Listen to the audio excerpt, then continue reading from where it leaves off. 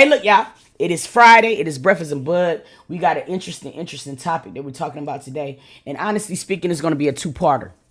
We're going to be talking about the interview from last night. And I got a question. And this is going to be the question that I would like for you also to answer when we go to the phone lines. Have you ever been into a relationship? And this can be man and women. Because let's not do the whole gender thing. Men and women both can be victims, and it pisses me off when y'all expect for, you know what I'm saying, a man to be able to react this way because he's a man. Nigga, look, we scared. Everybody's scared sometimes. But have you ever been in a relationship or a situation in general? Not even a relationship. I want to take relationship out of it. But have you ever been in a situation in general where you were scared to death? Like you thought it was the end. Like, oh my God, Lord, I'm coming home. I'm coming home. Like, I want one of them situations to where you was really scared for your life and it was something that stuck with you forever. That's what I want you to do when you call me, damn it. You feel me? And we also had a interview last night. Now, in the middle of that interview, you know what I'm saying, there was a lot of people who had their opinions. And here, listen. On my platform, I have never once blocked somebody or silenced somebody for speaking their opinion, okay? However, there is etiquette on how you can say shit. You know what I mean? Like dead serious. But I want to share an email with you guys. I'm going to keep her name out of it. But I woke up this morning and I seen it. Now, yesterday we did speak to a young lady, and she was telling us about involvement that she had with Jarvis. Okay, before Neziah even came into play. Now, what we did learn from her story, and for the people who believed her story, was that Jarvis has been a monster for a long time, no matter how you want to slice it. You feel what I mean? Now, in her story, she gave some very distinct descriptions about her encounter. Now, keep in mind, this young lady had never been to Detroit never in her life. So when she got to Detroit with this man, she was pretty much blindsided. She didn't know shit. She didn't know nothing. But she had vivid landmarks and stuff that stuck out in her brain. Now, I'm just going to read a such and such. And I'm going to leave certain things out just for purposes. Names and addresses. She says, "Hi, Toot. I saw your emails on the 1634 mark of your video on Jarvis victim video. It's concerning the glass house. Also, I would like to stay anonymous. I'm only emailing you here because I don't know if you want the info on your public platform on YouTube, since you shared certain info on your Twitch, and I don't want to give out people's addresses. 2, I'm almost certain, but I believe the house they stopped by just may be in Bloomfield Hills, Michigan. It's about 25 minutes to 30 minutes away from Detroit and would have been on the route from what the lady mentioned. It stuck out because Frank is Lebanese. I believe both owners have Lebanese and possibly Jewish roots as well. One is owned by somebody. I'm not going to say it. At some place. I'm not going to say that neither. And the other is owned by somebody, okay? And his wife. At this certain address. I don't want to give it out because we're already working. Trust. Okay? Both these would fit the wealthy with the glass house directly on that route. Now, it was so many people, and I know we're going to have skepticism. You know what I'm saying? Especially when it comes down to certain cases. Social media, like I said last night, desensitizes us to a magnitude I can't even understand. It does. So some things we see and we just be like, man, we don't believe it because we done seen it so much. We see it every day in so many different cities. So we done got desensitized to where we forget to have empathy for people, which is crazy. You know what I mean? But anyway, after her email or after her video, I got upwards of 117 emails and messages because people experience Jarvis in the way that she had, not the way that we know him. So it's crazy to me because if you a man who date certain strong women. And trust me, strong women too can be a victim. Strong women get scared. Everybody be on this motherfucking platform talking about I would have did. Shit, they couldn't have got me. All right. All right. When you're in a situation, that's when it's really made. Not when you're on social media and you can type. When situations is taken from you to where you really feel like it's the end and you in fear for your life, who you think you are, you just may not be. Because it's going to come down to a point where you got to be able to survive or lose your life. It's that simple. I'm a gay ass woman. Lord knows, nigga, I ain't been this close to a meat in my life. But I can't sit here and say what the fuck I wouldn't allow, especially if my life depended on it. If I had to survive, nigga, I might probably had to take that meat. Depending on the circumstances. So y'all got to just chill as women a little bit and bring it back down a little bit. Bring it down a notch. And let's think about us being in their shoes, not us being in your shoes. Stop that projecting shit. And a lot of y'all that be talking sometimes ain't even been a victim in your life. You watch Law and Order, nigga, you think you a pro now. Stop it. It's a different type of ball game when you are truly a victim, dog. So when I'm looking at all of these women and some of these females that's still here to tell the story, it makes me want to ask certain questions. Like maybe, just maybe, he stopped messing with women because they were just a lot harder to control than children. Oh yeah, let me get these children first. I get into their mind. And the same juju that it was putting on grown ass women, imagine what it did to a unimpressionable, never been loved before, never felt like she belonged to a family ass child. Come on, y'all. I know some of y'all got it in there. Let's clean it out. Some people be on shade room a little bit too much. Let's start thinking outside of the box. You did? We need our brains back. I need y'all to do that real bad. Because see, I go into the shade room and I be ready to screenshot some of y'all women. Because you be in these comments and you be acting like you got it going on. But then I see your ass in the shade room comments and it be a paragraph with 69 characters. And you talking about, I ain't about to read all that. Why? Motherfucker, why? And you wonder why. You wonder why. Shit, nigga. Anyway, I just had to get that off my chest because it bothered me a little bit. You know what I mean? We got to have a little bit more empathy for each other people because it's mostly just us. And when I say us, motherfucking women that look like me, that just can be so goddamn negative. Negative Nancy's. Now look, the phone line is open. 678-235-4338. Hit me up. We are talking about, I want to know a situation that you may have gotten into that scared you to death. You thought it was the end.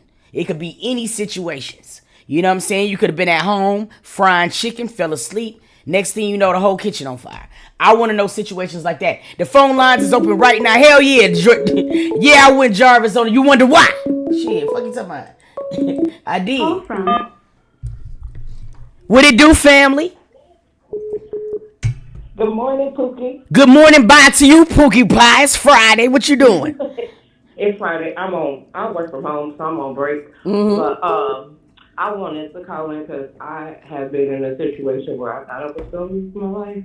And you never know how you're going to respond because sometimes you don't even expect that shit to happen. Facts. But, so I was dating, I was in a relationship with this dude, caught him cheating and stuff, so I broke up with him, right?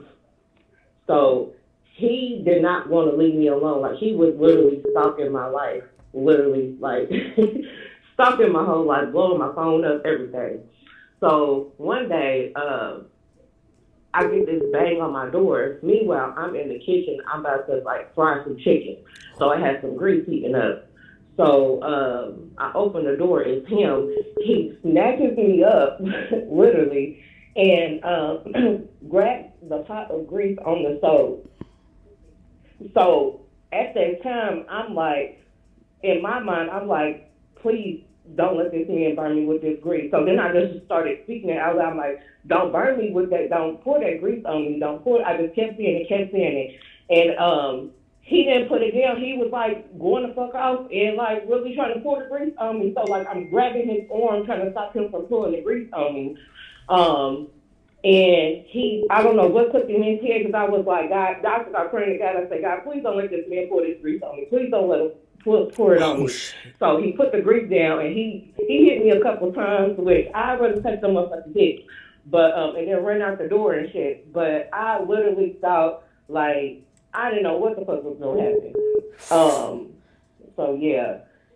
You just never know. It can happen that quick. You just never know. You don't. And see, let me tell you something. I mean, like in that one split second when he grabbed you, it was like I bet your stomach dropped like hell, didn't it? Stomach, heart, soul, spirit, everything. Damn, bro. And then I had to get back into my mental, like, okay, what the hell can I do to get the fuck up out of this? Like, because your mind is racing 50 million miles per hour because you just don't know what the hell is gonna happen. But yeah. Damn. People need to start judging people. You never know how quick it can happen. You never know what can happen. You don't know when it can happen, but it can happen to you. Mm-hmm. And you don't know what you're going to do until you're in that situation because they probably never thought anything like that was going to happen. Facts. Thank you so much for calling in, sir. No problem. Have a good one. You too. Happy Friday. Happy Friday. Yeah, hey, man. Yeah, that's some crazy shit. You know what I'm saying? Yo, listen. People don't understand. It's a different ball game when you inside of it. I'm going to share an encounter with you a little bit further on in the show. You know what I'm saying? What happened with me. I want to get as many stories as I can. And I forgot, you guys. I'm going to make sure that try to keep the things as short and sweet as you can so we can get as many people. Okay? What it do, family? Good morning. Hey, Pooh. Happy Friday. Happy Friday, Pooh. Shoot, we made it. Victoria, how you doing? How you doing, Victoria? I'm doing good. What I'm about to tell you, so my son's father, he had childhood friend. I've been knowing him since I was 10. But I didn't give him a chance until I was 18, you know. So he takes me for 8 years. He said, I'm going to marry her. She got me in trouble. And he got me in trouble just by saying I'm going to marry her one day. My cousins and them like, she having sex, she doing this, she doing that. Never was I doing nothing. So I ain't dated him until I was 18, but he used to cheat on me, right? Mm-hmm. So I'm like, forget him. I'm not gonna stand for this because in our history is women getting abused, cheated on, molested, all of that. And I'm like, I'm breaking that chain, that cycle. I'm not doing that. So I went to he also was an alcoholic, and I'm going to be honest with you. Mm-hmm. But he was a functional one. Yeah. It was almost to the point, like, when he didn't drink, he was boring. But when he drank, he was funny. He was, he knew how to handle his stuff when he drank. You know what I'm saying? Yeah. And so one particular day, I'm shaking as I'm telling you this. One particular day, we all, as a matter of fact, it was Christmas Eve. And we were going to a club in Peoria, Illinois. I'm originally from St. Louis. Okay. And when we go to the club, you go up a whole bunch of steps. When we go to this one particular club, dang, I'm shaking. It was a girl that he had cheated on me with or whatever that was taking the money. So she like laughing at me, all this and all that. And she must have called him and told him I was at the club. And so I'm like, he blowing my phone up. So then I seen his cousin. I came back down out the club because my car was at his house. I came back down. His cousin was there. I was like, man, can you please give me a ride so I can go get my car? Back in the day, I don't know, my car used to be like this. You got to turn the key over, prop the hood up, take a screwdriver, and hit like one metal piece and then pull it over to the other one while somebody's turning the car and it'll start up. It was like, that's how you kind of started up because it had broke. I can't remember how. So when I went back to the house he was at, it was upstairs. Everybody was upstairs. The younger kids was upstairs, and the older people was downstairs. But when I went upstairs to tell him I'm finna go, he would sleep on the couch. But it was his other cousin that was there. So as I see his phone going off, it's old girl. that's calling his phone right then and there. So when I picked his phone up and I looked, I was like, I'm really finna go, right? At that moment right there, when he opened his eyes and he seen me, it was like he blacked out. He grabbed me by my ear and he pulled me down to him on the couch. I'm trying to get away. I'm like, dude, let me go. By him doing that, he took my arm up over my other arm, up over my other arm.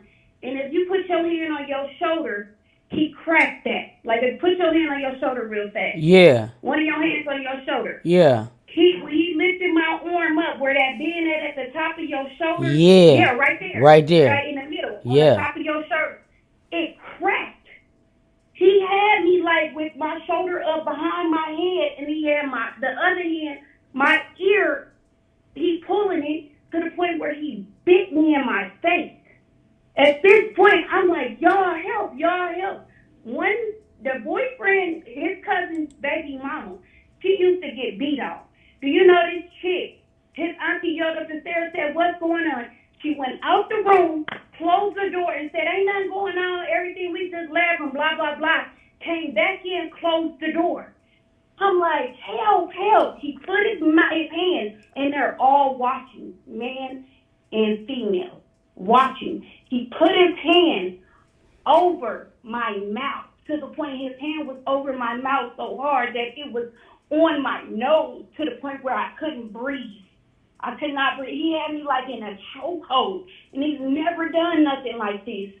So then when I bit him. When I bit him, he let me go. I hurried up and ran for the steps. When I ran for the steps, the same girl grabbed my shirt, and I pulled back and I hit her. When I did that, she let go, and I fell down all the steps. I mean, hitting my head on each step, falling down the steps. So at this point, the adults downstairs is hearing me fall down the steps. But he somehow got up and was right on me. And I'm running down the steps. By this time, my hair all messed up. They're like, what's going on? I'm like, he's trying to kill me. He's trying to kill me. I run outside. When I run outside, I run straight to my car. I hurry up and pop my hood. But by the time I turn around, he's on me. He's right there. So I run on the other side of my car. So now he's chasing me around my car. And I'm like, y'all, somebody get him. I grabbed the screwdriver, and I'm like, somebody get in my car. Like, somebody got to turn the key over because I got to, you know what I'm saying? I know what you're saying, yeah. My screwdriver to hit it for it to start up. Mm-hmm. And so I'm like, somebody help me or y'all not going to help me. Because at first they don't know what to do. He on me. And I'm steady running around the car, right? I'm crying. I'm screaming. So finally, one of his uncles get him a little bit down, like by the alleyway. And so I'm like, hurry up. I said, somebody touch it. I told somebody, turn the key. I hurry up and touched it. Boom. Then I hurry up, and I'm like, drop the hood, get out. And I hurry up and sped up. I went to my best friend's mom's house, and I went through the alley, and I pulled my car all the way to the front in the back of her house. I pulled it all the way to the front of her house in the back. So he went to every single spot he knew I was at. Every single spot. He could not find me. When I finally went in that house and I looked at myself, my hair pulled, my earrings split, my nose busted, knots on my head, everything, right? I was so scared. He kept on calling my phone. The next day, I knew where he was at. He said he blew my phone up, and he said he don't even remember anything. Now, I have heard about blackouts, and I know, at first I didn't believe him. But I know it's true because that's how I got pregnant with my son, from drinking alcohol. I remember bits and pieces. You gotta speed it up, sir. The next day, I went to where the street he was on at. I seen him in the middle of the street. And I just sat there, I was crying, and I just put my whole foot to the pedal. And I zoomed down the street, and by the grace of God, one of his homies seen him and hurried up and pushed him out the way. And by the time I got to the end of the street and pushed the brake, I slid all the way around and did a 360. And I thank God that I did not hit him and kill him because I would have been in jail. Damn. But yeah, it's deep. But thank you too. No problem. Have a good day. Have a good Friday. I'm happy you got up out of that, sis, because that shit sound crazy as hell. Have a good day. Happy Friday too. You too. Damn. But sometimes I don't understand how sometimes you can be around people and they enable people like that. Like I just don't fathom how people could be in a house and hearing females or men get minks and act like they don't hear none of that shit. And just because they family. Y'all be weird. 678-235-4338. My bad. Hit me up right now. That's crazy. We're talking about times where you was really scared to death for your life. You know what I'm saying? We all probably had them situations. Hit me up right now. Call from Aries. What it do, Aries? Hey, Pooh. Hey, happy Friday, Pooh. I have a story. Okay. Happy Friday to you. I'm gonna speed it up. It's just I had multiple stories with my child's father. Actually, I didn't end up having a child. He was stillborn. But one instance, he thought I was cheating on him. He locked me up in a motel for 2 months. I couldn't see my daughter. I didn't talk to my family. I couldn't use the bathroom. He held a machete to my throat. I had guns to my head. He was doing cocaine in front of me and off of my body. So I had cocaine in my system too. So one day, my mom did find out where I was, and she called the front desk and told them that something was wrong with my daughter. That's how she knew to get me, trying to get out of the situation. Anything wrong with my baby, I'm coming, Wasn't nothing really wrong with my daughter, but my daughter did have asthma. So she said she was having an asthma attack, and he wasn't trying to let me go. So I waited till he, slept for, hours when he was on cocaine. If he, was coming down, he would sleep for, 2 days. So I snuck out one night, and I didn't look back. But it was hard, to know that you love somebody and they can do that to you. Mm-hmm. He didn't really show it until he was on cocaine. He was very angry, and it stemmed from his mom being a drug addict too. So he took all his anger from his mom out on me. And I didn't understand it. So, yeah, I don't judge anybody that's been through anything, regardless if they think it's their fault. I've been through a lot of situations that have been bad, and I made it through. But it has messed up my mental for the rest of my life. I don't think I could ever be in a relationship again. My trust is gone. I don't feel safe unless I'm by myself, because I know I can protect me.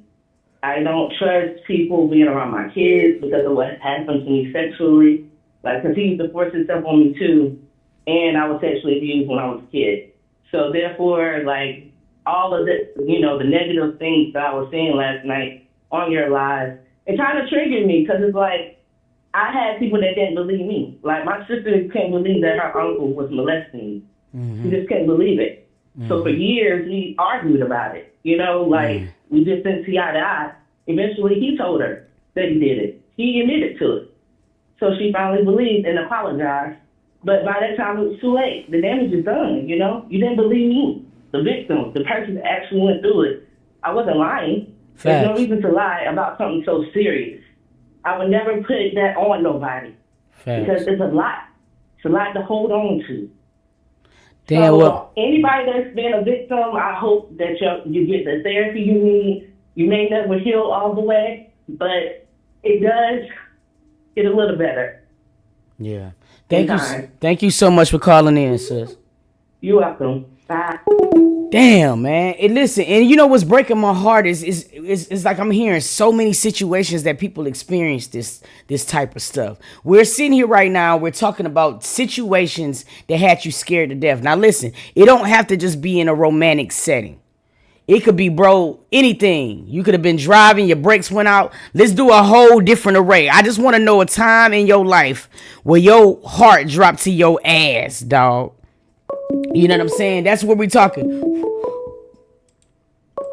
Call from. What it do, family? Hey, Q. You gotta mute me out in the back. Okay. How you doing, sis? I'm doing pretty good, and you? I'm fine. Glad to be able to get on your line. You I don't sound- have anything in reference to what you're talking about today, but what I called to tell you is I'm very proud of you. I've been supporting you and following your channel and your Twitch for a while now. Thank you, And Pookie. just keep doing what you're doing, and I'm so proud of you, too. I love you so much, Oh. and I'm praying for everybody that's going through any type of grief, ups and downs, mental, physical, or health-wise issues. I love y'all. I love you back. You just made me all teared up a little bit, man. Thank you so much. Nothing wrong with it. I'm calling from New Orleans. I could tell where you was calling from, baby. I knew you was from New Orleans, baby. Thank you, boo. All righty. I love when they say that. What it do, family? What it do, family? What's going on Good with you? morning, too. Good morning to back to you. Y'all sound pleasant as hell. I just love this, you girl. I love you back. Y'all be making me hype in the morning. I want to be making me want to go somewhere to have some mimosas or something. Like, y'all just be sounding good in the morning. Shit. Man, and I just woke up after I brushed my teeth and washed my face. I seen you live. I said, look. I was pissed off yesterday, too, because them people was doing that lady wrong, and I believed her. So, anyway, Yeah. I don't want to go back there. Facts. I want to tell you that I had went through a drive-by shooting when I was pregnant with my daughter. Ooh, what happened? And my son. I went through it with both of them because both of my baby daddies was gang banging from Compton. So you was And one crippin' was too? TJ. No. You know the baby daddy wasn't pregnant. Oh, okay. And I'm saying, was you crippin' too, though? Huh? Oh, I most definitely was. Okay, then. I kind of felt that I can hear it in your voice. Like, you sound My like from the... name, I told you, I'm Tubular from YouTube, but I'm Trouble T on your Twitch. I had signed up with Twitch, and I'm Trouble T now. Okay. I'm over there, but Okay. I'm Tubular on YouTube. To make a long story short, because I know people call them. Okay. I was pregnant with my daughter, and me and my cousin was out, they wanted me to come outside, so to make a long story short, I went outside or whatever. She had these two niggas in this Cadillac, from Linwood neighborhood Crips. So they came over and the bitch set my cousin, they set the nigga up basically in front of my auntie house. That shit was scary than the motherfucker because I was 9 months pregnant too. That nigga walked up and they shot that nigga and my cousin in the motherfucking the yard while I was standing right there by the tree. All the bullets flew past me. They was smoking hot. I can hear the shit and I can feel them. Now tell me God ain't good. All the time? I'm here now. I'm still here, and my daughter is 33. Okay, so God is good. So then let me go to the next one with my baby daddy, the other baby daddy. We was walking in the PJs in Imperial Courts, right? And we go into the store. Me and the kids. Make a long story short, boom. My baby daddy seated up. He was in a dice game. That nigga cracked it for like $8,000. To make a long story short, he owed this nigga money, and I'm like, why don't you pay him his money? He gave us money. We came back from. We hear gunshots while we in the store shopping. Why when we get back out, he in the middle of the street laying with his brains out, girl? That shit was scary than a motherfucker. The nigga got mad at him because he wouldn't pay him his money in the dice game. Oh, yeah, see. And I had just told. At this point, I'm hoping you date nobody but librarians. Your man need to be quiet because damn, you escaped two big events. That was just way back then, though. I done been through a whole bunch of shit since then. I can't wait till you have some more conversations and subjects about some shit. Oh, yeah, we finna have some. Anyway, we gonna have to talk to you because, I need to know what the hell was going on. I used to live in Cali. I got a lot of family from Cali. All of my family is from Detroit and Cali. Man, yeah. I'm in Las Vegas now. You in Vegas? Right now, but I'm in Vegas. But I grew up in Cali and Compton. Okay. And I got a lot of motherfucking shit I done went through, and I don't mind sharing it. You know what I'm saying? We gonna probably have to get you on one of them. Shit. We gonna have to probably get you on one of them testimonial Tuesdays. But listen, thank you so much, and I'm happy you here though, because you got your daughters then grown up. You got the chance to see it. I'm happy you here. Right. Happy Friday, boo. I'm gonna be back in your chat in a minute. Happy Friday, boo, and much love to everybody. I love your channel and I love you. Have a blessed day. Okay. You too, fool. I love it when people be pleasant. Hey, y'all, we calling right now, 678-235-4338. We are talking about a situation you might have been in that scared you to death. I mean, like literally scared you to where you was shocked that you might have made it back. That's what we're talking about. What it do, family? What it do, Jay? How's your day? Hey, how you doing today, Sue? What's going on with you? Nothing much. I'm new to your live, so. I'm happy you here. Well, welcome. Okay, I'm calling from St. Louis. So All right. I got a little different story. It ain't about, abuse. No, that's good. That's what we doing all of them. What's up? Okay, Carl, let's go. Okay, so a few years back, probably like 2021, I was working for Amazon, me and my cousin. So we was driving. We heard, tornado sirens and all of that. So we basically talked upon ourselves like we gonna find somewhere safe to go. The only place we knew was the base. So we drive back to the base. As soon as we get in, drive in, they told us go to the bathroom. By us being drivers, we only knew one bathroom. So we go to the bathroom. We literally in the bathroom for 5 minutes. We just heard a loud noise, like sounding like a train. So we screamed, the whole building collapsed. Tornado hit the building. Everything. Lights went out, floors moving within a couple of minutes. This was the scariest moment of my life, but I looked up and said, what about my kids? And it was over. But my cousin, she did pass away next to me. But, I have beat myself up about the situation for the past 3 years. But now, I've even had family point fingers at me and say that I killed her and, why didn't I make it out? Why did I make it out and she didn't make it out? So, yeah, it's been a hard situation for me. Even with the weather, it's a lot of triggers with this weather, this rain, all these tornado warnings. But, now I'm at a point in my life where I'm able to cope with it and get through it and just realize that it wasn't my time. And, God had a purpose for me, basically. That's all it was. And for somebody to sit here and get mad at you, like what they thought you did, call God and put a tornado hit out on her? They said I pushed her. They said all kind of stuff. Yeah. It's a damn shame. I'm so sorry that you went through that, Pookie.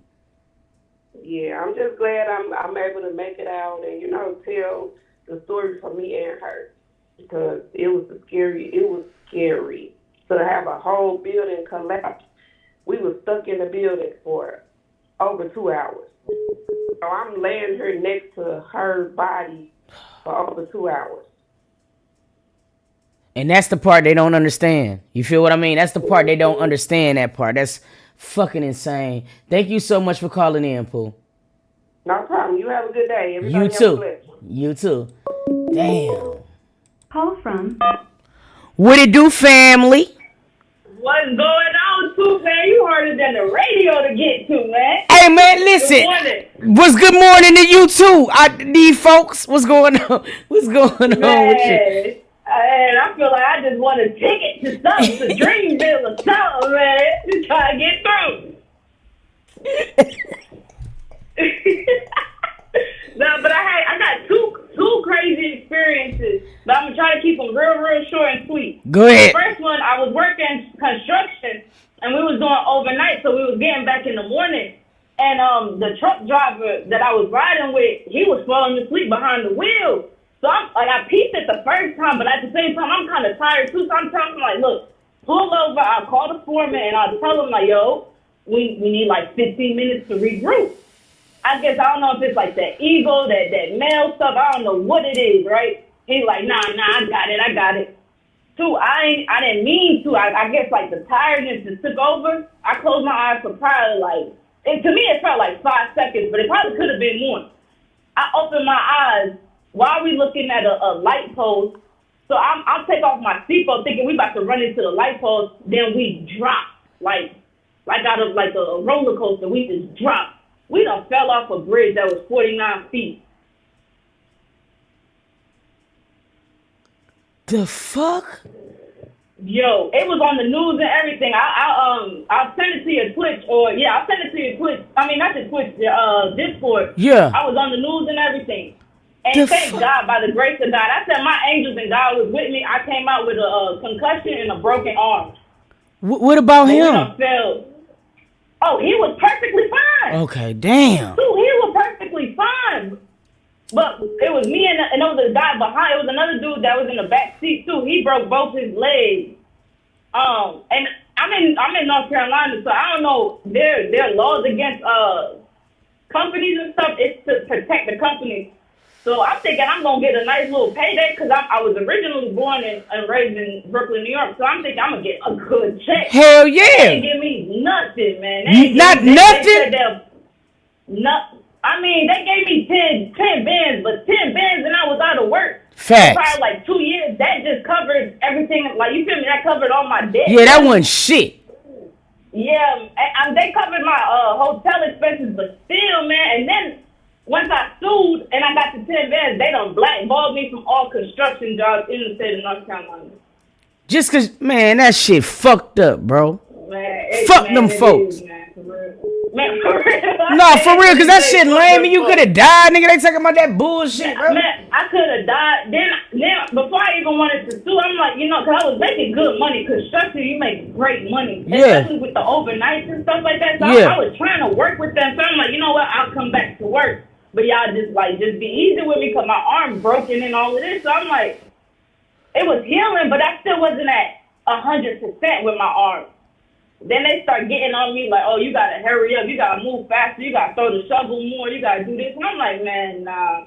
Yeah, they don't give a fuck. They don't. They hired somebody. As soon as I got into the accident, they hired somebody else, man. That was crazy. But yeah, that was a scary experience. And then just recently, last year, maybe like a year ago, I was at a hookah bar. We outside because, if you smoke hookah, like it gets to your head, it starts stinking and all the people hot breath and all that. So we outside chilling. I cannot make this up. We walking out, we outside, I'm about to spark up a cigarette. Then I hear somebody wetting up 2 blocks by just shooting. So I'm like, nah, hit it be. Them two, I swear to you, I hear glass shatter. Them bullets was flying. I jumped down. I get on top of my shorty. I'm covering her. Bullets just flying for like 3 minutes. It was just going. It was like a couple of them. I ain't been out since, man. I just been in the house chilling, man. So I feel like 2 strikes you out, and God just saved me twice. So I'm like, you know what? Let me just be in the house now. Hey, thank you so much for calling in. Thank you so much for calling in, fool. Hey, you stupid as hell, dog. Y'all have a blessed one. You too. Hey, bro. Hey, Shawty said, hey, man, fuck 3 strikes. I learned my lesson. I'm at the crib. Fuck it. I'm trying to just stay here. I want to be planted. Now, and God bless you. You jumped all on your shorty and shit. Listen, let me tell you something. Marriage make me be heroic. Because let me tell you something. Before, you on your own. Now, look, let me explain why. It's no need for us both to be in a fucked up predicament. That's why, I give niggas crash courses. I give you a route. I give you in a scenario. You know what I mean? Follow my lead. You got to stick close. That's it. That's all. Because I'm not doing all of that extra shit. I'm not. The Lord didn't tell me to do that. He didn't. You know what I'm saying? He told me to pray. He told me to be smart. You know what I'm saying? I'm not being heroic for nobody. That's why I got her own blicky. You get yours, I get me. Look, I got this perimeter, you got that. We don't know. We can't in like, no, listen. I'm not going to be a shield for no one. Period. Just being honest. It is. I bring everybody through a crash course. I tell people, look, you don't want bad situations to happen? Don't make them happen. When I go out, I'm happy. Okay? I have my drink.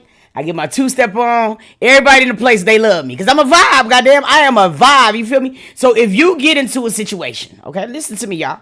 Because I want people to understand who I am when we go out. Okay? Because I don't want you to be on nobody's show later on saying I was lame. No, I told you who I was in the beginning. And this is who I am, okay? If we go somewhere, my friend, family, everybody have the same rules. Because I only got one life. So, and, each rule ain't different. It's the same, okay? If we go out, don't do nothing foolish, okay? Because if you do something foolish, there is nothing in the friendship or family handbook that say that I got to get involved in your foolishness. I'm not doing it, okay? So if you take it upon yourself to want to argue with 4 bitches in the club and you know it's only 2 of us, yon. That was foolish. I'm not taking no parts of no foolish shit. That's just the facts. That is the facts of the matter. So just think appropriately. Knowledge went to college. I'm in an era to where I don't do that no more. Oh, no. Fuck you. I'm going home. And I want you to come with me. But that's your choice. Dead ass. Now, it's certain shit that you can't control and you got to get live. Those are the ones that I'm built for.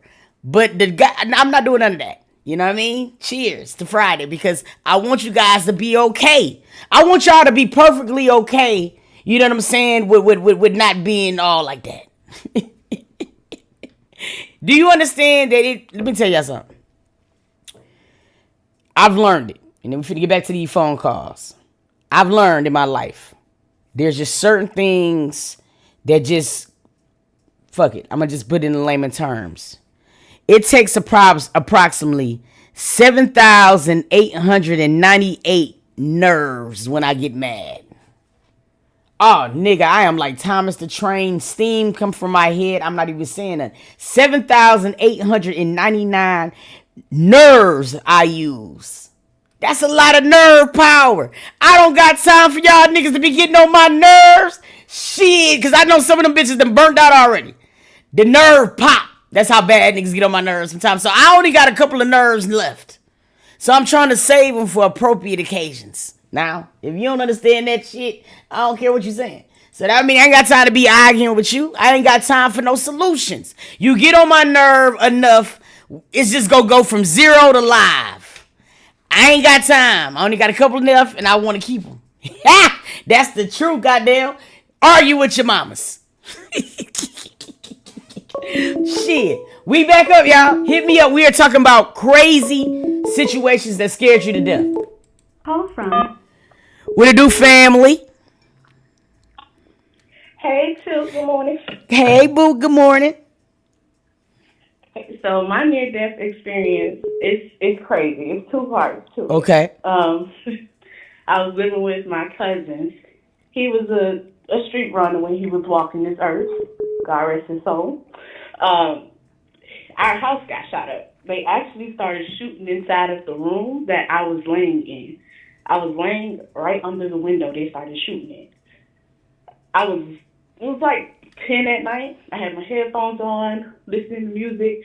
I felt the glass first before I realized what was happening. I felt the glass falling on my face. Then my cousin that was beside me, she ran out of the room. I had to roll off the bed, crawl on the floor, try my hardest to get out of the door without getting shot. The bullets was back to back. It was crazy. But by the grace of God, we made it out. Damn.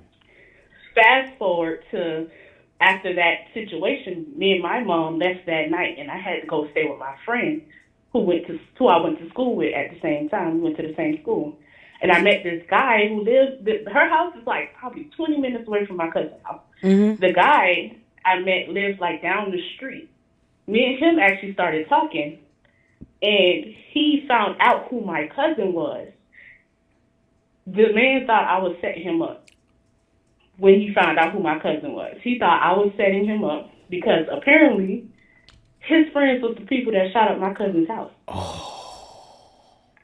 Talk about a small world. Talk about a small fucking world. Damn. Of course, I told him about my house getting shot up, so I'm already, I got PTSD behind this. Guns frightened me. Loud bangs frightened me because that night, I actually got grazed in the arm by a bullet. Damn. Trying to get out that damn room. And he came, he was the nicest guy, but I knew he walked around with a gun, so I knew what type of person he was. But I'm from the city. You know, I'm used to that type of, I'm from the city in Miami, Liberty City. Mm-hmm. So I'm used to that type of environment because it's ghetto. Mm-hmm. So when he seen me on Facebook one day, he seen me pass by my cousin's picture, he was like, how the hell you know that dude? And I told him, oh, this the cousin whose house I was at when he got shot up. The way this man hopped up and ran out of my friend's house, called his uncle, who I know is he like that. He called his uncle and was telling his uncle the address where I was at. Because he thought my cousin sent me to talk to him so he could set me up. So I could set him up. That's crazy. Scariest shit ever. Damn. My heart was in my ass. I know it was. Shit ever. Damn. I was like, I don't do this type of stuff. I'm not a gangbanger. Like, I had to plead to this man to convince him I'm not living like that, bro. I don't know what the fuck my cousin done got himself into, but this is not my life. Facts. Thank you so much for calling in, Pooh. That shit crazy. Hey, man, let me tell you something. My stomach is very weak when I get nervous. You know what I mean? Now, I ain't gonna say I shit myself. I don't do that. I haven't did that yet. You know what I'm saying? Let's just keep, hope alive. But I will fart if I'm nervous as fuck. But don't let the farting fool you. Because I might fart, but I still got it. I still got my, listen, but that's what happens with me. My stomach is weak. You know what I mean? I don't like no bad circumstances at all. I'm going to tell you one of the situations that scared the fuck out of me. All right? It's at my sister's house. Me, Bella, the dog, my sister, my nephew.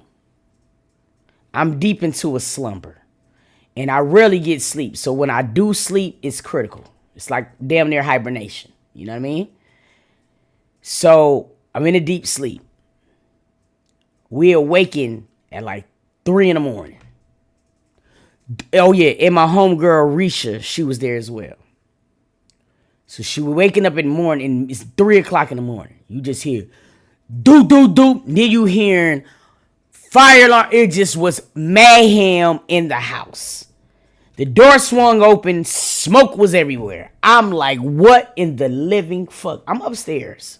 So the first thing that I try to do is I run to my sister's room. We got to get the windows up. We got to get this shit together. It's crazy. It's mayhem. It's a big ass fire on the stove and shit.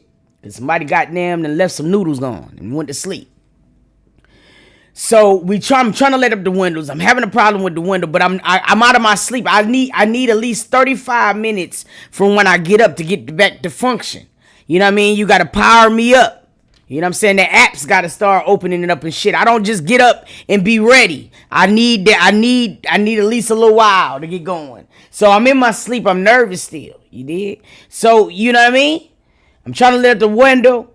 I didn't know my nephew had came back upstairs. I'm nervous. I'm thinking, goddamn, this how I'm finna go. I'm trying to lift it up, but I'm pooting. You know what I mean? I'm farting and shit.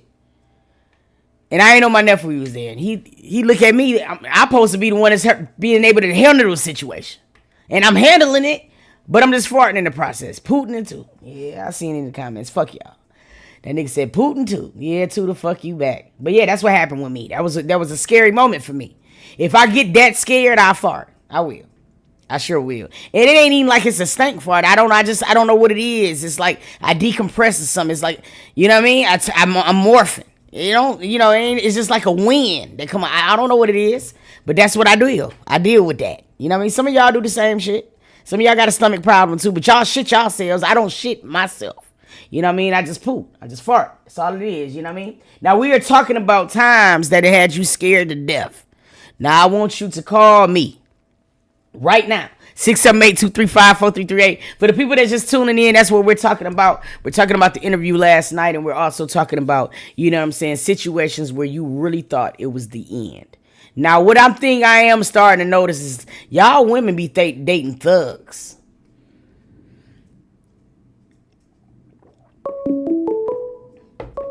Y'all like them thugs. Shit. Call from from South. What it do, family? I heard you whispering. You got caught.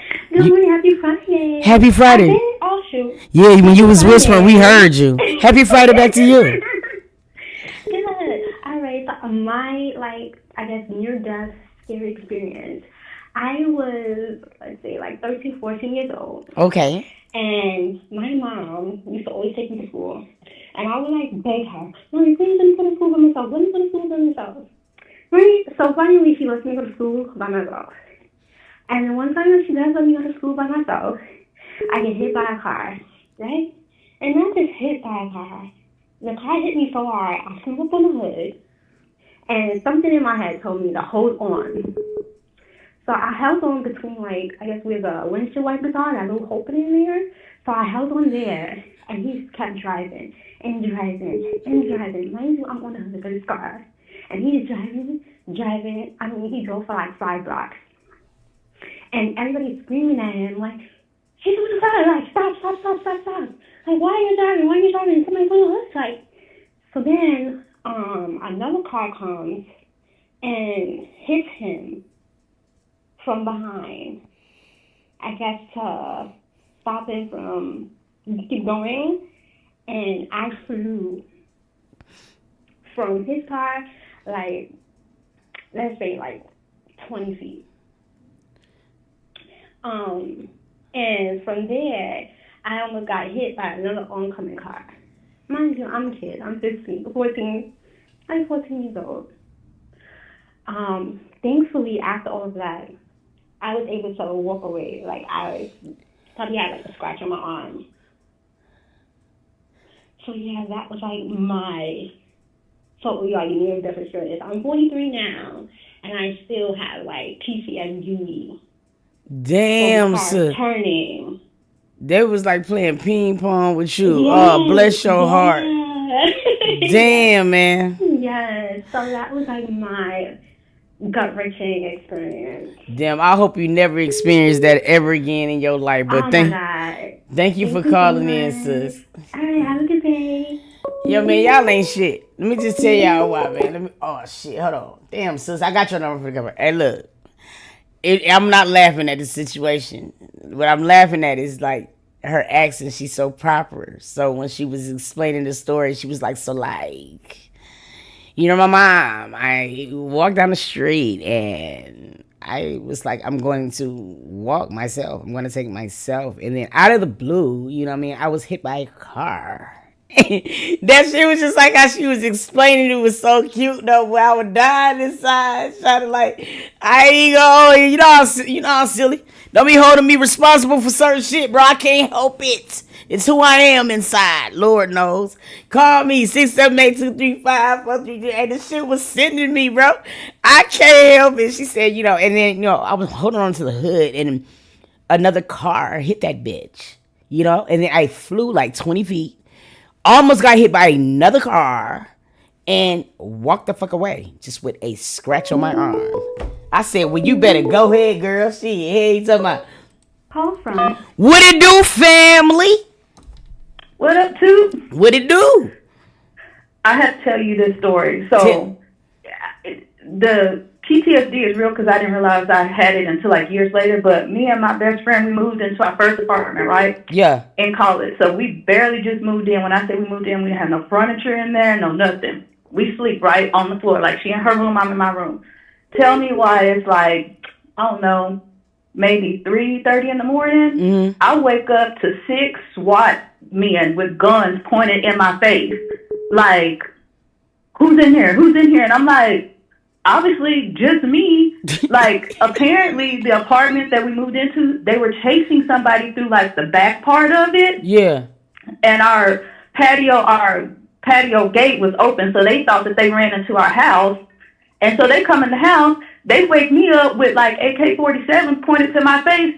Do you think they searched the house? No. They're oh, they're not in here. They went right back out the back of the house, right back down the little patio way, and just left us there. What? you don't even know how scary it is to wake up with people pointing AK-47s at you, and then they don't even search your house to figure out if the person that they're looking for is still there. Facts. I mean, so they just came in, but they probably didn't think they was there because y'all didn't have no furniture. Well, the thing is that the apartment that we're in, if somebody was in there, they would have still been in there because they didn't check no closets, they didn't check the fireplace, they didn't check the bathroom, they didn't check nothing. They came into the bedrooms, the 2 bedrooms, which is still kind of strange that they knew exactly where they were, looked at us, and then turned around and went right back out. They didn't go out the front door. They went right back out the patio door and back down the little pathway that was behind the house. And that was it. We don't know who they were looking for. They could have still been in the apartment for all they know because they didn't check anything. Yeah, that shit crazy. Well, you're here. I'm so happy. It hit me now because I'm like, how do you just bust into somebody's apartment like that? Get on the floor. Get on the floor. Sir, I'm already on the floor. I'm here already. Yeah, for you real. know what I mean? And they're like, do you have any guns? Do you see me laying on the floor on the blanket? Like, I don't have nothing but got no this gun. blanket and the pillow. Facts. Thank you so much for calling in, bro. Thank you. All right, bye. I mean, well, hung up on me. The fuck? But yo, that shit crazy as hell. Hey, bro. Hey, nah. I got a Detroit story. I mean, I got a police story that happened right here in Atlanta. I'm gonna probably end it with mine. You know what I'm saying? Because that was some real scary shit. But I was in something similar to her. What it do, family? Ali. What's up, family? Hey, cool. Hey, girl. What's going on? Nothing, just chilling. You know what? It's Friday, and I was wondering if you was gonna come and pick me up in the car. Where we want to go? We can go eat. Shit, I'm always hungry. I always can eat. Hey, you got a near-death experience? I have two. All right, go ahead. So when I was younger, like going to middle school, like 13, 14, I almost got kidnapped. Hold on, how you almost get? I mean, what happened? So my mom always told me not to walk alone, right? But you know, kids are hard-headed. So I was like, see, I gotta get to school. I ran nobody to walk with me. So I started walking down, like turning out of my neighborhood to walk to the school I was going to was Carver. So I was walking down the street. I seen like this gray car at first.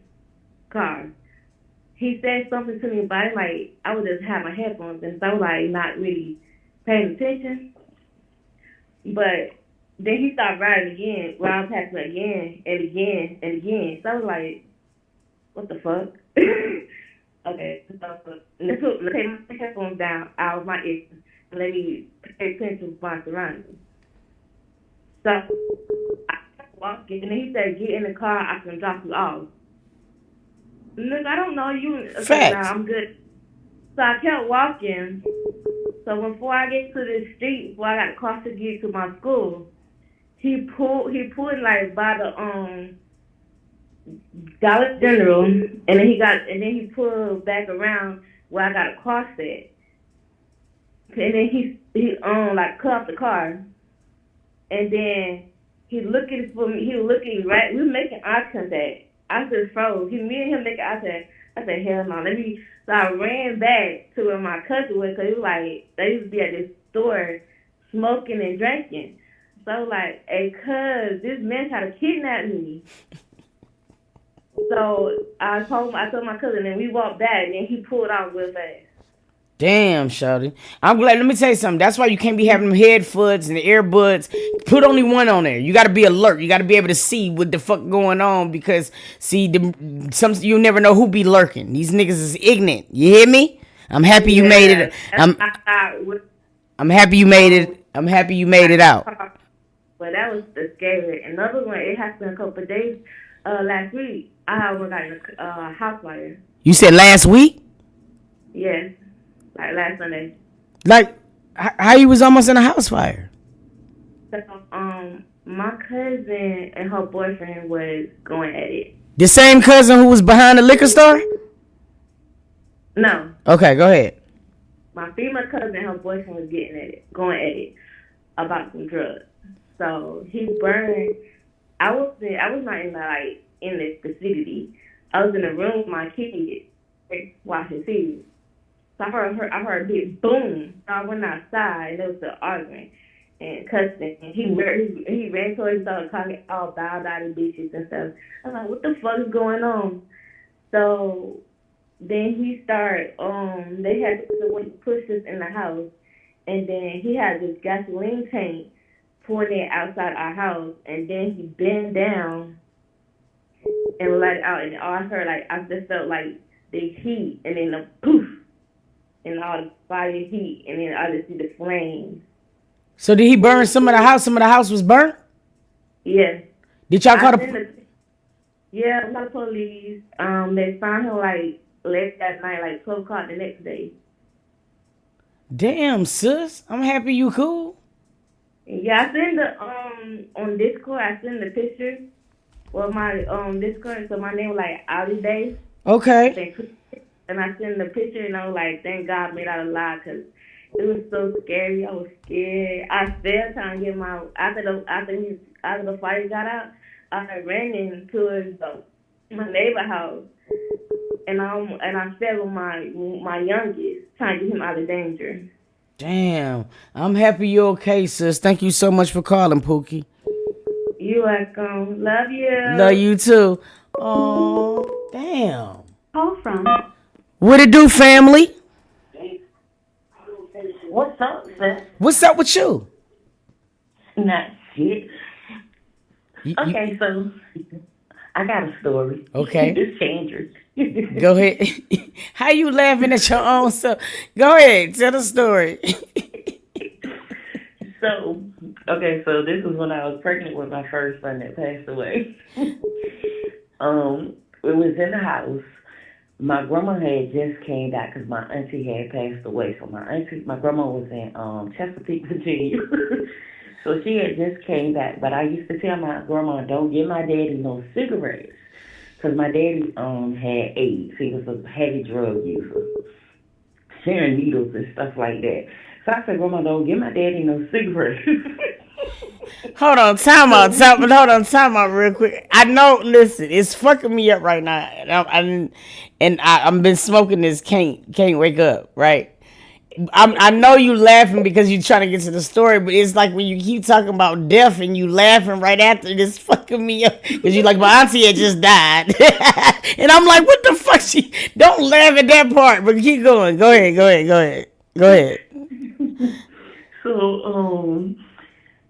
So I told my grandma, I said, don't get that. I call him daddy. I said, don't get my daddy no cigarettes. Because he don't know what to do with them. Because he was losing, when you have AIDS, they go back into like a child's mind or whatever. So she bought him some cigarettes anyway. So I'm laying in the bed, sleep with my grandma. And all of a sudden I heard my daddy tell my son, oh my God, help me, Lord. And I wake up, and when I walk in the hallway, only thing I see was fire in the bedroom. So I'm like, what is wrong? I'm like, what the hell is going on? And I'm still stunned, like it's fire. So I go in there and I'm trying to get my grandmama up. My grandma's not getting up. She's not getting up. So I grab my grandma by her damn collar and I'm holding my belly because I'm big as shit now. So I grabbed my grandma by her collar and I dragged her ass up out that bed and I dragged her till we got to that because she had like a gas heater on the floor. This was our old house, so it had like the gas heat. The heat came from the floor. So once I got to that damn heater and her feet hit that heat, she got up then. She looked, she said, oh my God. And so I got her outside. And I got my daddy outside. My daddy was still in the house. He was in the kitchen. He come around the corner with a pitcher of fucking lemonade trying to put the fire out.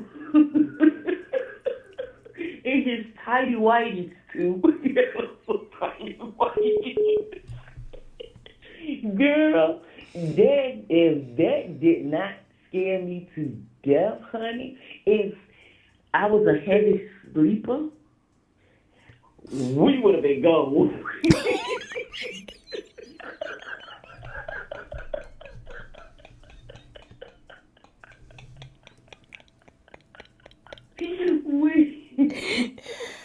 I gotta get off. I really gotta get off this phone with you. I gotta get off right now. I love you. Thank you so much for calling in. You know what I'm saying?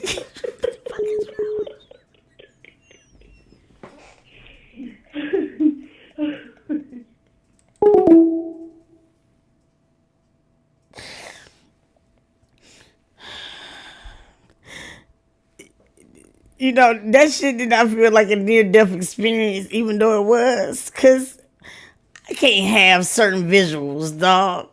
I mean, from the beginning of the story to the end, it was almost pure comedy. And then it was just like, I know sometimes when people be nervous, they'll laugh.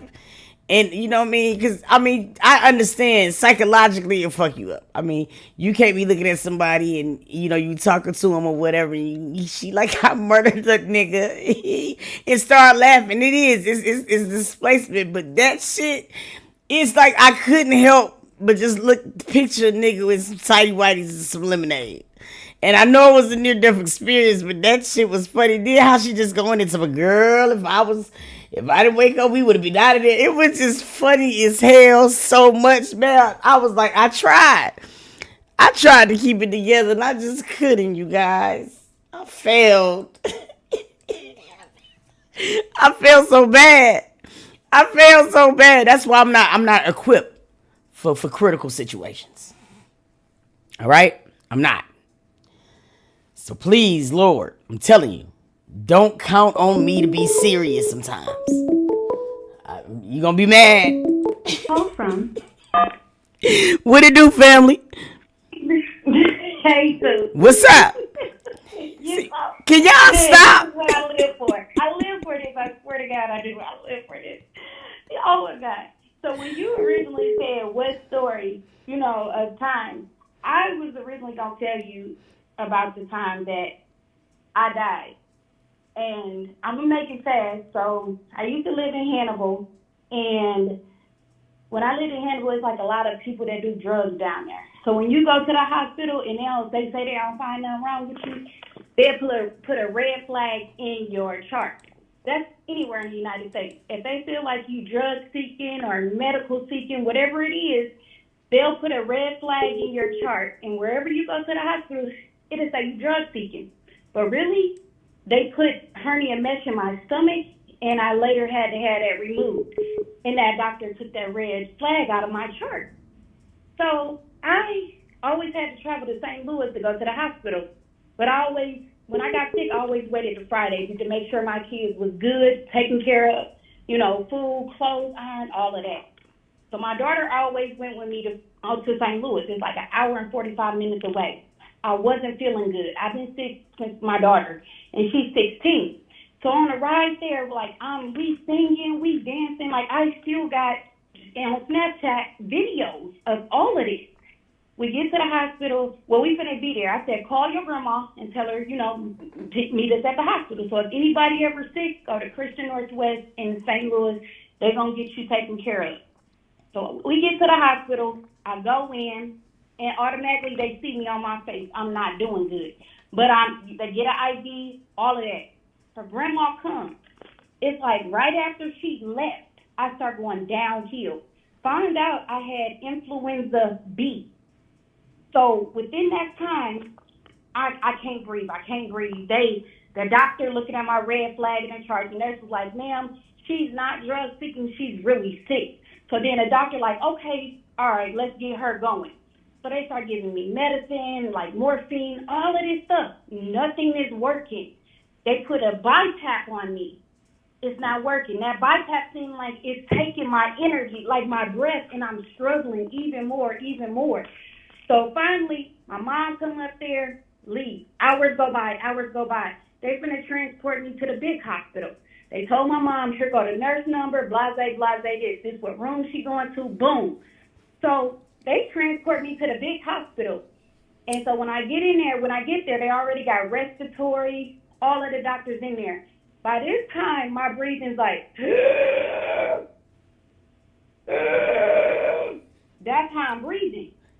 So the respiratory therapist says, no, we need a doctor in here right now. They get the doctor in there, and for some odd reason, they wanted me to scoot to the bottom of the bed. I couldn't do it. So my nurse pulled me to the bottom of the bed. Now this time, it's like 4 a.m. So at this point, I can't do anything. I can't move. I can't do nothing. So my face is laying on my left side, but my right ear is up to where the doctors, respiratory therapists, and everybody's talking.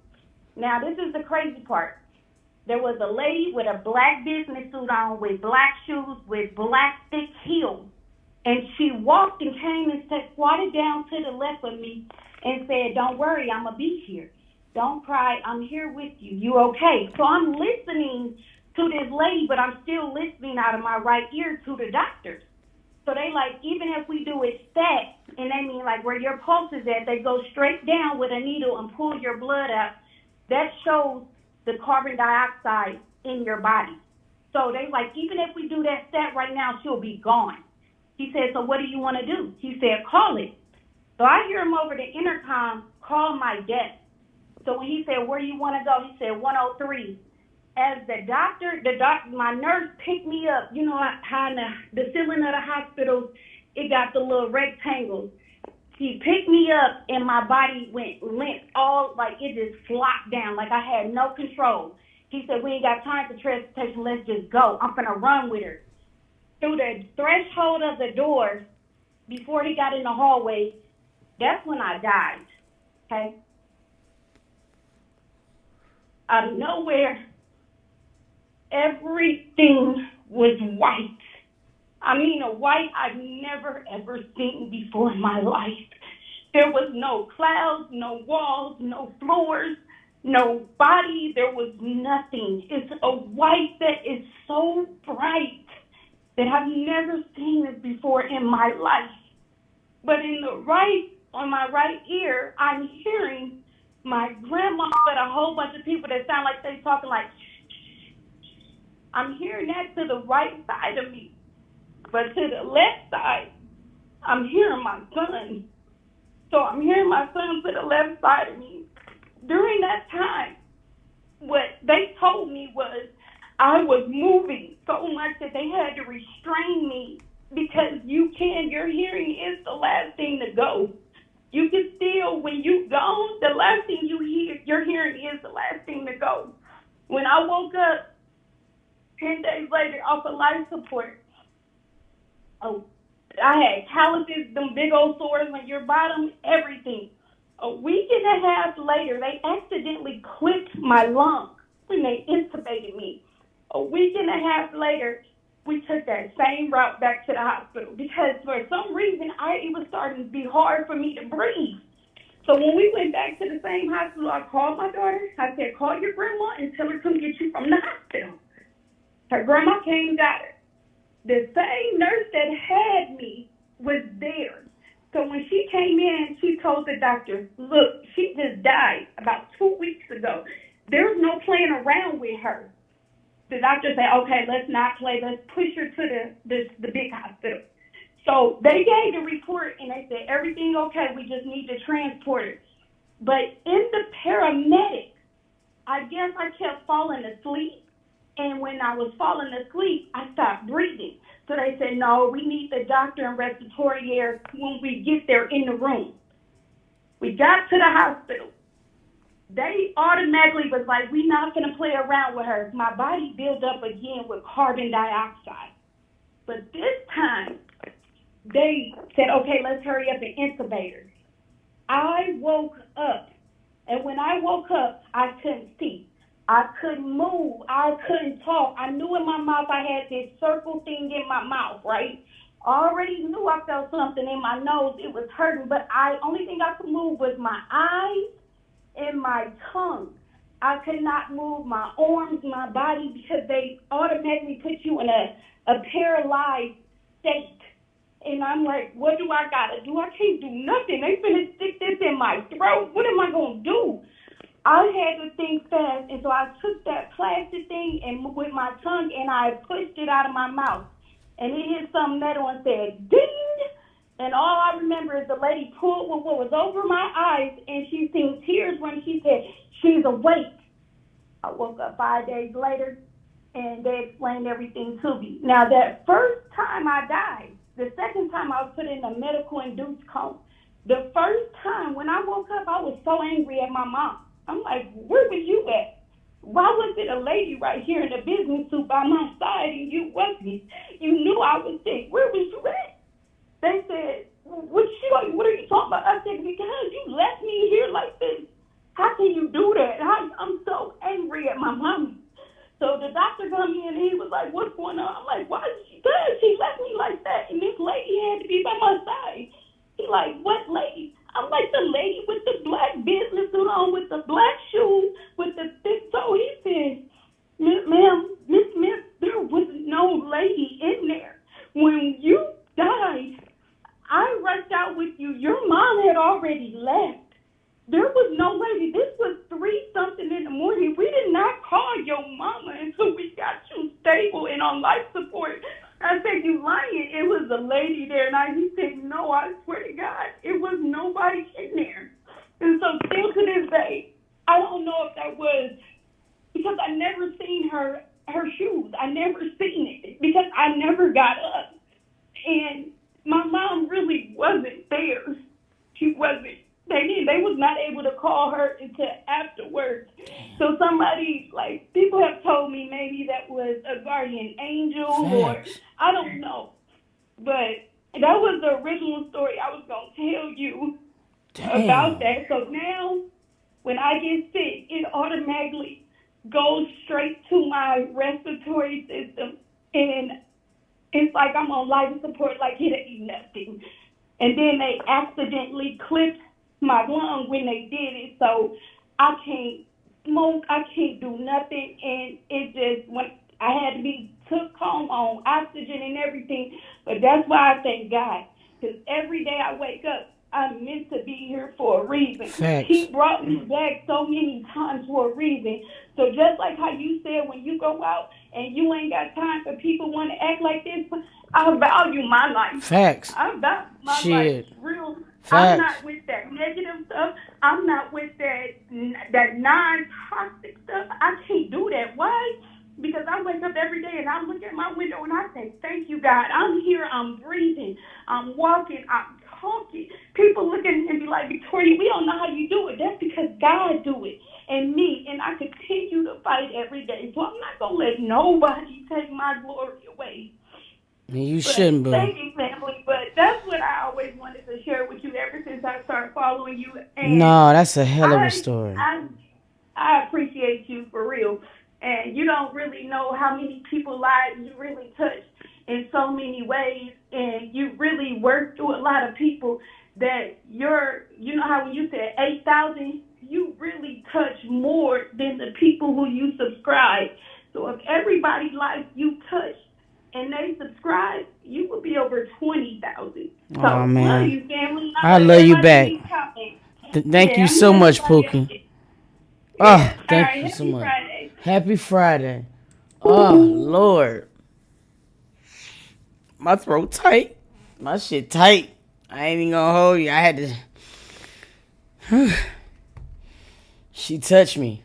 That story had me... I was in it. And it's crazy because... I think sometimes people don't really understand that you really do go through these situations because for the life of me, before we wrap it up, a situation that was like that for me, when she was saying of a person that was there who might not have been there, was wild. I was at work. I was a general manager for Vision Works. And now I wasn't even a GM yet at the time. I was assistant because...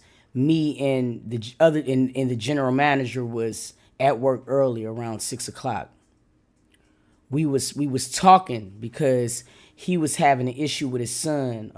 It was at a time where the pills, the opioids. It was very, very bad in Boston at the time, and his son had got caught up with it. You dig? And it was wild because the night before I was on the phone with my father, and we was talking and like, we were just talking, having a good conversation. At this point, my dad I didn't know that he was terminal, but I knew he was sick.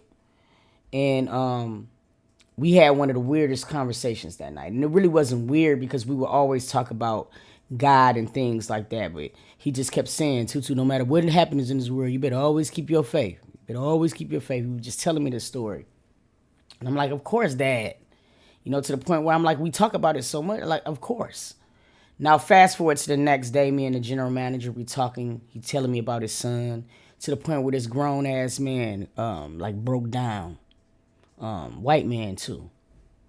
And I feel sorry. So I'm telling him, like, when we open up, go ahead and go home. I got it. I'm going to hold the fort down. You know what I'm saying? So he was like, thank you. We went to some. Now, here we go. We go to open up the store. Fast forward, it's like around 9 o'clock. And I get a call, and it's my sister, which was real weird because she just sounded weird. And it was for some reason, I'm like, nigga, what's wrong with you? So she just kept saying, man, I don't know how I'm going to tell you this. And I'm like, what the fuck is you talking about? That's when she say, Dad died. Now, I have never in my life just really lost all limbs and muscles. And I almost just, woo.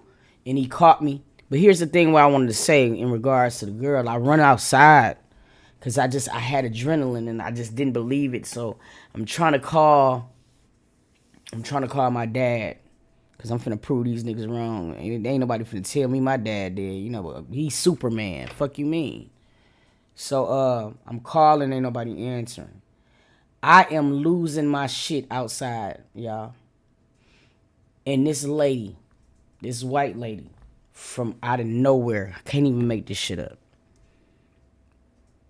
She had on a business suit. I worked in the financial district, and I could, where I work at, I get a lot of the traffic because people used to park behind my building. So sometimes I might be outside on a break, and I used to see a lot of people, but never had seen this lady.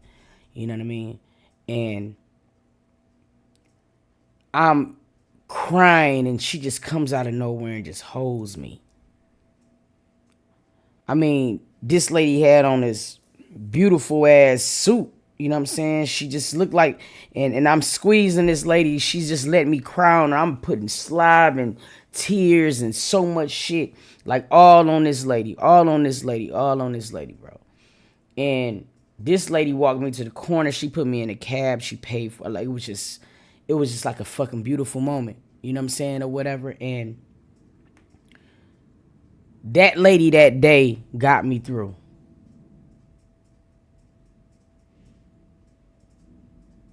But sometimes it don't even be a real lady. So that lady who was sitting in there with her, whatever it is, or whatever, when you go through something traumatic does, God do be there. That's when you notice him. That's when you see him. Because even when you feel like there's nobody there, there's somebody there. And it's incidences like that proves that to me. So that's why when she was talking, soon as she was like it was a lady in the black, I already could identify with her story. Because I too had somebody that was there when I needed them to be there who might not have been there. And that's some real nigga shit for your ass. It helps us. So if you ever sometimes walk that straddle, and I think that's why y'all will hear me say a lot, you know what I'm saying, that pain changes people. And when I say that, I'm talking about a conglomerate of moments, because it's moments like that let me know, you know what I'm saying, that it don't matter who you used to be. It's going to be a certain incident or a certain pain or something that, a certain trauma, you know what I'm saying, that would shift you. And things that you might have thought was important to you no longer is. You know what I mean? So that's why, like, I'm the type of person to rather advocate for peace. Now listen here, I want to make it very clear. I don't say advocate for stupidity. By all means, if you got to get live, you got to get live. And that's just on that jack. But I don't want that to be the heading of me. You feel me? And I hope it don't be the heading of y'all neither. I want to say shout out to everybody who called in. Breakfast and Bud is now over. You know what I'm saying? We'll be back on Monday. You know what I'm saying? For the people who have not tuned into the show before and this was your first time, the schedule is as follows. Monday, Wednesday, and Friday, 10:30 to 12. That's where we do Breakfast and Bud Morning Show. I hope you guys really, really did enjoy it. I want to say shout out to everybody who called us and called in and let me know some of the traumatic shit that y'all went through, because we all experienced it. So shut your mouth sometimes. You never know what another nigga's going through.